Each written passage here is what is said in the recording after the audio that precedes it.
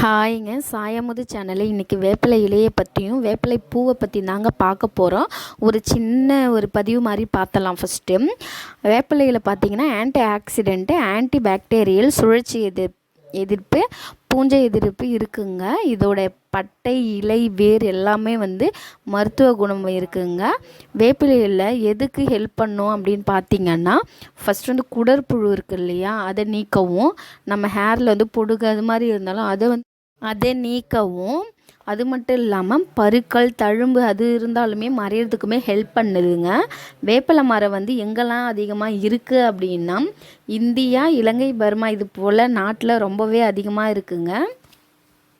அந்த வேப்பம் பூ இருக்குது இல்லையா, அது எதுக்கு யூஸ் ஆகும் அப்படின்னா, நம்ம சரும அலர்ஜின்னு சொல்லுவாங்க இல்லையா, அதுக்கு நீங்கள் தண்ணியில் போட்டு நல்லா ஊற வச்சு குளிச்சிங்க அப்படின்னா கிளியர் ஆகிடுங்க. ஸோ இதையும் ட்ரை பண்ணி பாருங்கள். அது பண்ணுறதுக்கு முன்னாடி நீங்கள் டாக்டர்கிட்ட கன்சல்ட் பண்ணிவிட்டு செய்யுங்க. அது தமிழாக இருந்தாலும் இங்கிலீஷ் மெடிசனாக இருந்தாலும் ஒரு டைம் டாக்டரை கன்சல்ட் பண்ணிவிட்டு நீங்கள் பண்ணுங்கள்.